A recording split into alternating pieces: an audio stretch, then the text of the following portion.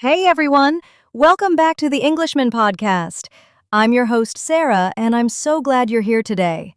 Before we dive into today's episode, if you're enjoying the content, make sure to hit that subscribe button so you never miss out on any of our exciting discussions. Trust me, you won't want to miss any of the upcoming episodes. Now, if you're looking to improve your English, you're in the right place. Listening to this podcast regularly will help you develop strong listening skills, which are key to understanding natural English conversations. You'll also pick up tons of new vocabulary and phrases that you can use in your everyday life, making your English sound more natural and fluent. Plus, listening to how we speak will improve your unconscious grammatical ability. You'll start to recognize the right way to structure sentences without even thinking about it. Whether you're at home, at work, or on the go, you can always listen and learn something new to use in your daily conversations. Now, on to today's topic. It's one I'm sure you'll love. Today, we're talking about how to introduce yourself effectively in interviews and informal contexts. So, if you've ever wondered how to make a great first impression in those important situations, stick around because we've got some amazing tips and phrases to share with you. Today, I've got my amazing friend Jessica here with me. Let's get started. Hey everyone, it's so great to be here. I'm Jessica, and today we have a super exciting topic for you all. How to introduce yourself in interviews and formal situations. I know a lot of you have asked for help with this, so we're going to dive into some really useful tips today. Exactly. Whether you're preparing for a job interview, meeting a client, or just navigating formal conversations at work or school, introducing yourself in the right way is key. It's your first impression, and we all know how important that is. Totally. And let's be honest, everyone feels a little nervous when they have to speak about themselves in a formal context. So, we'll give you simple tips, some useful phrases, and even a few idioms that will make you sound confident and professional. Are you ready, Sarah? Let's do it, Jess. So, first things first, how do you introduce yourself in an interview? All right, let's break it down. The first thing you should always do in an interview is greet the interviewer. Start by saying, "Hello," or "Good morning," and offer a friendly handshake. Don't forget to smile. It makes you seem warm and approachable. A simple, "Hello, it's nice to meet you," can go a long way. Definitely. After that, it's time to introduce yourself. But how exactly do you do that? I know many people struggle with this part because they feel like they don't know what to say. Yeah, I get that. But don't worry, Sarah. Here's a simple formula. Start with your name, your current job or field of expertise, and then mention a few key points about your background. For example, Hi, I'm Sarah, and I'm a graphic designer with 5 years of experience working with companies in the tech industry.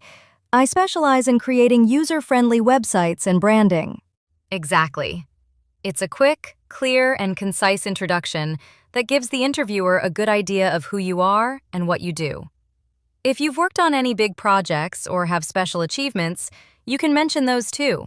Just don't go overboard. Keep it brief but impactful. Right. And let's not forget the importance of confidence. When you speak, you want to sound confident but not arrogant. And a great way to do that is by using phrases like, I have experience with, or I'm skilled in, or I've had the opportunity to. These phrases make your experience sound solid, but also humble. That's a good point, Jess. And speaking of confidence, let's talk about body language for a second. It's not all about what you say, right? Absolutely. Your body language speaks volumes. Sit up straight, maintain eye contact, and avoid crossing your arms. It makes you look closed off. Also, don't forget to use hand gestures when you talk. Just don't overdo it. Yeah, and make sure your voice is clear and calm. Avoid rushing through your words. Speak slowly and with purpose. And remember, it's okay to pause for a moment if you need to think. A little silence can actually make you look more thoughtful and composed. Now, let's move on to formal situations outside of interviews. For example, meetings with clients or speaking to your boss. In these situations, it's important to still come across as professional. but you don't always need to give as much detail about your job history. So, how do we talk about ourselves in these kinds of settings? Great question, Jess. I think the first rule is to focus on your role in the situation. Whether you're giving a presentation, talking about a project, or just introducing yourself at a meeting, you should always mention your role and how you're contributing to the task at hand. For example, you might say, I'm Jessica, and I'm the project manager for this team.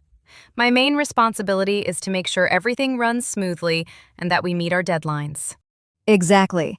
It's all about showing your value and role in the group. But here's the thing. While you're talking about your role, don't forget to show some humility. You don't want to sound too boastful, but you also don't want to downplay your achievements. Right. A great way to do that is by using softeners, words that make what you're saying sound a little less direct. For instance, instead of saying, I'm the best at this, you could say, I have strong experience in this area, or I've had the opportunity to lead projects in this field. Exactly. And it's important to use polite expressions. For example, instead of saying, I did this, you could say, I was involved in this project, or I helped with this task. And if you're talking about your achievements or experience, it's always good to be specific. For example, instead of saying, I've worked in marketing, say, I've worked in marketing for 5 years, focusing on digital strategies for e-commerce brands. That's a perfect example, Jess. And it's also good to use formal connectors to link your ideas smoothly. Phrases like, in addition to that, furthermore, as a result. Yes, these connectors make your speech flow better and sound more professional. And don't forget to use polite phrases like, I would appreciate it if, could you please? I look forward to. These are great tips. Now, let's talk about how to make a good impression when meeting someone for the first time in a formal setting. That's a great point. First impressions matter. Whether you're meeting a client, a new colleague, or even your boss, it's important to introduce yourself politely and confidently. Try something like, Hello, I'm Sarah. It's a pleasure to meet you. I work in the marketing department and focus on social media strategies. Exactly. And remember to use their name after they introduce themselves. That makes the conversation more personal and friendly. Nice to meet you, Sarah. I look forward to working together. All right, let's spice things up a bit with some useful idioms and phrases. These are great for making your speech sound more natural and engaging. First, let's start with something you can use to show that you're experienced.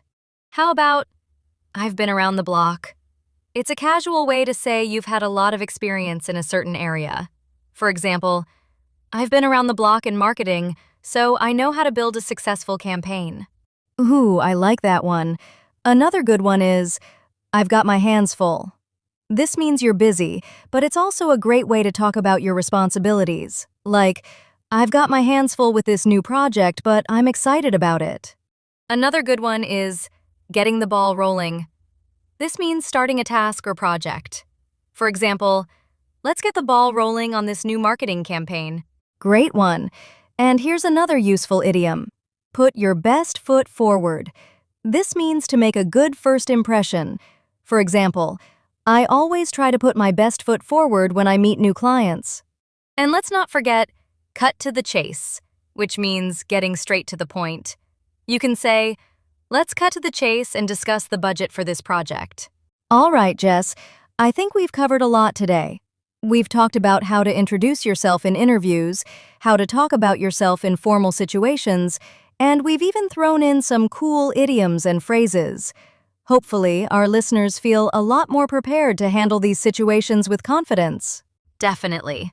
Just remember, whether you're in an interview or talking to your boss or a client, the key is to be clear, concise, and confident. And don't forget to practice, because the more you practice, the better you'll get. Absolutely. All right, thanks for listening, everyone. We hope you found this episode helpful. If you did, make sure to subscribe, share this with your friends, and leave us a comment with any questions you have. We'd love to hear from you. Thanks again for tuning in. Until next time, keep practicing, stay confident, and we'll see you in the next episode of the Englishman Podcast. Goodbye, everyone.